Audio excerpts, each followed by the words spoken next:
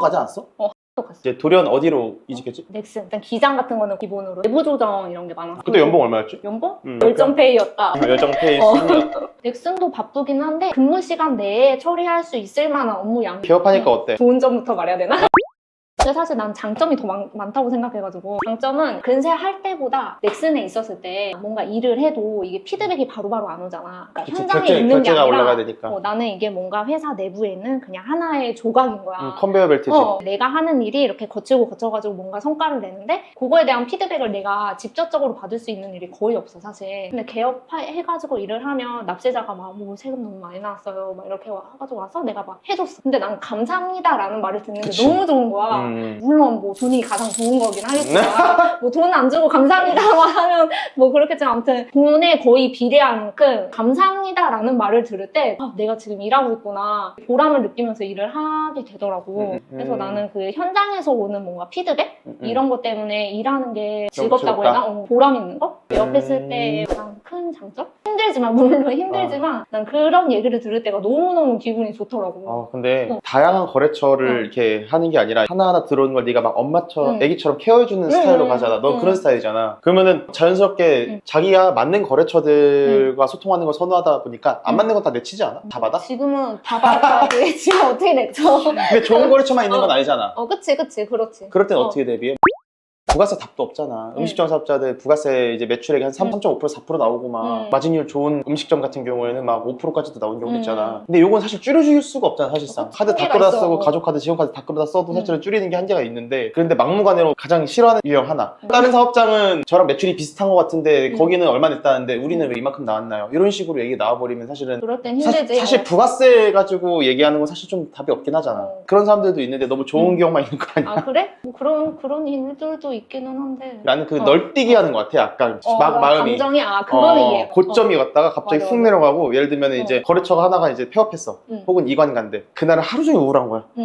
근데 뭔가 하나가 소개받아서 들어왔어. 그러면은 갑자기 확 올라가고 그리고 뭐 이제 감사합니다 말 들으면 되게 기분 좋잖아. 카톡으로 뭐 너무 감사해요 이렇게 챙겨주신 세무사님이 없어 그러면 가끔 세무사들 인스타나 이런 데 올리잖아. 근데 그 기분을 난 알 것 같아. 그건 관종이 아니라 그날 너무 그게 기쁜 거야. 그런 게 좀 있더라고. 그래서 장점은 일단은 보람 있다. 두 번째, 열심히 살게 된다? 이거 뭐야? 장점이야? 뭐 장점이자 단점인 건가? 아무튼 열심히는 살게 되지. 내가 하는 만큼 뭔가 가능성은 내가 하는 거에 따라서 이게 달라지는 거잖아. 또 있어? 장점?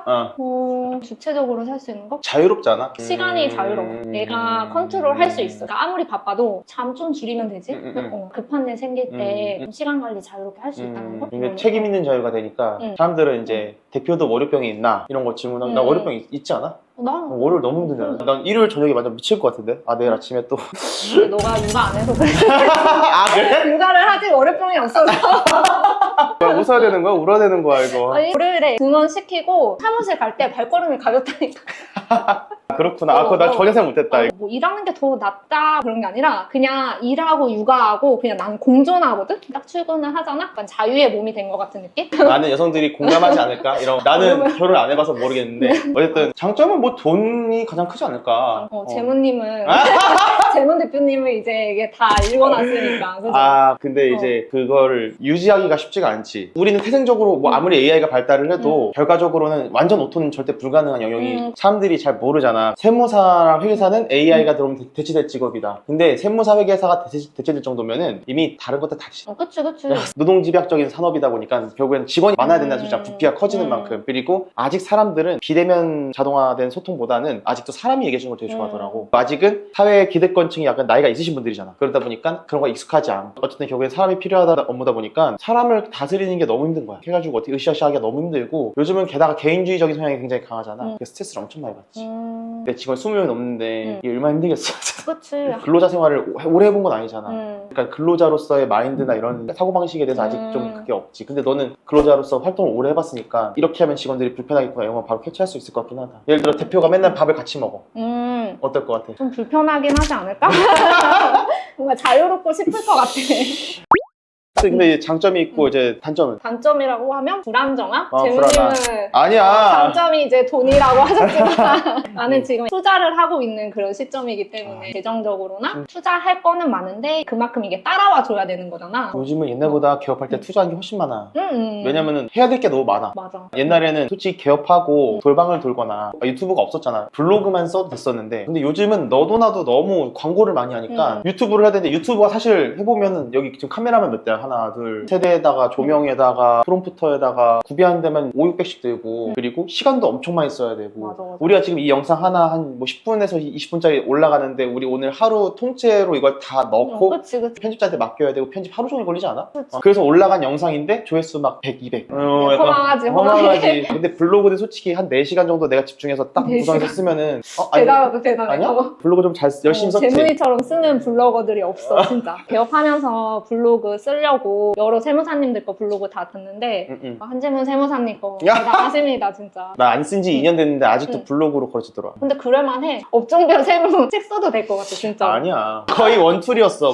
맨날 퇴근을 하기 전에 10시에 일이 끝나잖아? 저녁을 먹고 7시부터 블로그를 썼어. 말이 4시간이지 자료 찾고 검수하고 이미지화 시키고 내용 정리하고 예약 업로드 누르고 딱 집에 퇴근할 때쯤 되면 1시, 2시였어. 소주 한잔하고 너무 힘드니까. 결혼하고 개업하면은 심리적인 안정감은 좀 있겠다. 그치. 남편분이 또 계시니까 와, 그 개업 초기에 나는 이게 내 편도 없고 어쨌든 내가 혼자서 어떻게든 읽어가야 되는 상황이면은 술을 먹게 되더라고. 내가 저기 술병 많잖아 대표실에. 들어가자마자 이렇게 쫙 깔려있더라고. 어쨌든 개업이 요즘은 초기 비용이 하려면 진짜 많이 들어. 요즘 어려운 맞아. 것 같아. 그래서 불안할 수 있을 것 같아. 좀 많이 유입은 돼? 유튜브나 이런 거 보고? 조금씩 되고 있어. 그래? 유튜브 내 거 막 뭐 구독자도 그렇게 많지 않고 사실 조회수도 막 그렇게 높은 건 아닌데 유튜브 보고 연락 드려요 이런 전화가 와 그게 신기해요. 왜냐면은 나 같은 노빠꾸 세무사 이미지는 사람들이 약간 연락해서 맡기기가 약간 조금 껄끄러울 수 있거든. 왜? 나 진짜 재밌게 보고 강하잖아. 근데 이게 너 대학생 때도 그랬어. 너를 보면은 내부적으로 스트레스는 많이 받는데 약간 그거를 엄청 티내는 스타일이 아니잖아 너는. 그치 티내진 않지. 그게 사람들한테 되게 안정감을 주는 것 같아. 맡기고 싶어하는 약간 신뢰감 있는 인상을 주긴 하지.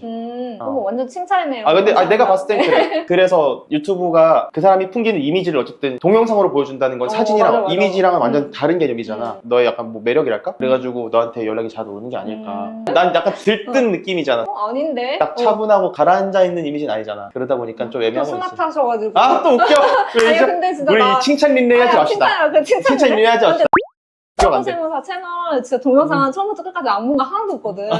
근데 너무 스마트하게 나와가지고 난 막 끼고 싶던데? 솔직히 말해서 이게 자기어필이 중요한 시대라고 하지만 나는 지식정보 전달하면서 거래처를 유입하는 게 사실 더 좋은 것 같은데 폐지할까 생각 중이기도 해 노빠꾸야. 노빠꾸를? 노빠꾸를 왜 폐지했어? 세무사들은 재밌어 하더라. 지식 정보는 글으로도 많고 막 하다 보니까 이게 진짜 필요할 때 보게 되거든. 노빠꾸는 그냥 재밌다니까 같이 밥 먹는 거 같아. 다 해봤으면 좋겠어. 계속 내가 쭉 일을 할 거면 세무사 자격증 왜 땄지? 세무법인 다닐 때 개업보다 장점이 있었어. 장점 있지. 계속 부딪힐 수는 없잖아. 만날 수 없었던 거래처들도 내가 비영세법인에 가면은 좋은 거는 캐파를 좀 늘릴 수 있다.